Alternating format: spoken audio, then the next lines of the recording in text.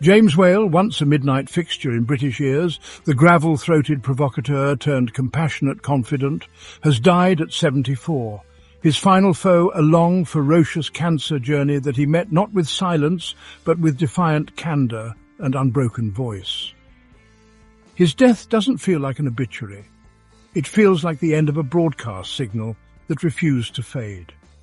Early in his career, in the late 1970s, Whale reshaped the UK's talk radio landscape, blazing a path from local stations to national prominence by the 1980s and beyond. He wasn't content to fill airtime. He wanted engagement, anger, tears, laughter, confrontation, confession. He turned the late-night microphone into a confessional where bereaved parents, stranded night workers, suicidal callers, political radicals and everyday lonely souls found their stories heard and occasionally transformed. The format was edgy, irreverent, raw, provocative. But beneath the bravado was a sincerity most broadcasters lacked. When listeners called in at 3 a.m. with their darkest moments, Whale often responded with blunt questions, but also with empathy. He didn't need polish, he needed truth. In 2000, when Whale lost a kidney to cancer, many expected the voice to soften. Instead, he turned the trauma into activism, founding the James Whale Fund for Kidney Cancer in 2006, later folded into Kidney Cancer UK. He made his illness public long before it was fashionable, challenging the stigma around cancer and earning respect beyond ratings. His broadcasting empire only grew. TalkSport, LBC, ITV shows, Sky interviews, BBC stints, decades of live radio that redefined the medium. In 2024, the disease returned with grim force, metastasizing to Whale's spine, lungs and brain. The diagnosis was terminal, and yet he didn't retreat. Instead, he went live from hospice, declared, "I'm at the end of my cancer journey," and told his audience he'd have maybe 7 weeks left. And when those weeks came and passed, he did not resign. He continued hosting James Whale Unleashed and even recorded a final podcast from his sickbed, titled From Almost to Always, signing off with Au revoir, not goodbye. He spoke openly of grief, fear, love, aging, loss, ushering callers and listeners through some of life's harshest realities with fearlessness and counsel. His voice carried the weight of truth, the warmth of shared torment, and the audacity to laugh in the face of death. In public tributes today, fellow broadcasters and politicians marked him not just as a shock jock or radio legend, but as a cultural force who challenged censorship, inspired authenticity, and transformed listeners into interlocutors. Mike Graham called him a companion to the nation. Lizzie Cundy referred to him as a father figure. Jeremy Kyle saluted him as fearless. They echoed what many knew. Whale was never comfortable, sometimes unreliable, but always vital. He left behind 2 sons and his second wife, Nadine, who stood by him in the final chapter. His first wife, Melinda Maxted, died of cancer in 2018, an event that shaped Whale's activism and his merciless honesty on air about grief, anger and recovery. He never sought pity, he harvested it and reframed it. His blunt style sparked controversy, too many callers overdosed, events were stormy, producers complained, advertisers balked. But he spoke for the unspoken corners of society and demanded accountability. In an age of filters, he was coarse. In an era of sensitivity, he was fearless.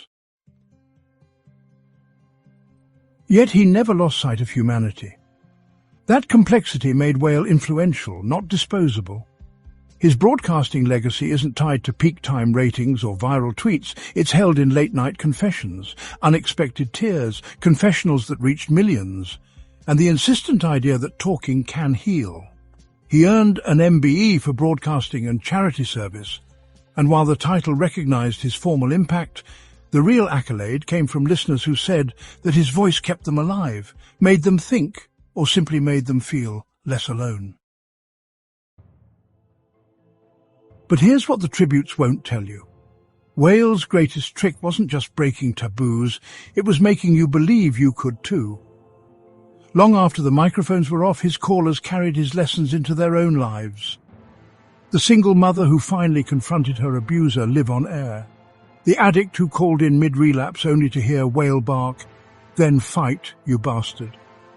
These weren't just broadcasts. They were lifelines thrown into the dark, and honestly, the miracle was how many people clung to them. And that's why he endures. Because in a world that polishes pain into palatable sound bites, Whale's voice remains jagged, immediate, impossible to mute. Stations can archive his shows, but they can't bottle the way he made silence feel like surrender. So tonight, as the industry mourns, remember, the man may be gone, but the static still hums with him. Tune in late enough and you'll swear you can still hear it, that growl, that laugh, that merciless, necessary truth. Today, when we remember James Whale, we remember a man who died loudly, not with stage fright or apology, but with the mic still warm, the signal still on, and a final line delivered with defiant courage. His death marks the quiet of a legend's closing riff. But his echo, his questions, his voice remain louder than ever.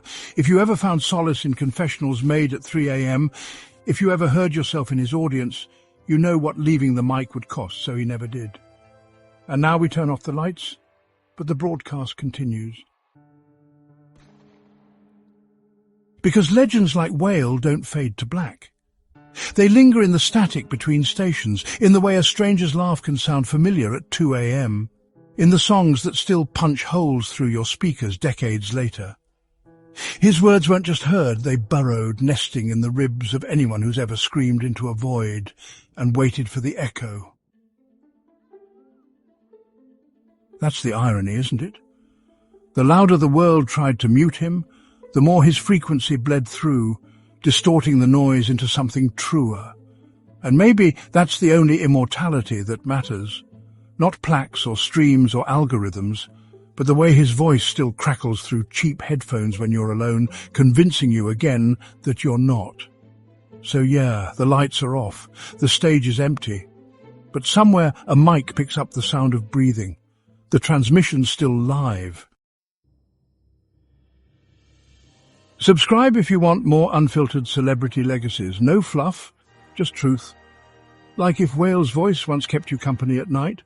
Comment below, what late-night memory do you have of James Whale?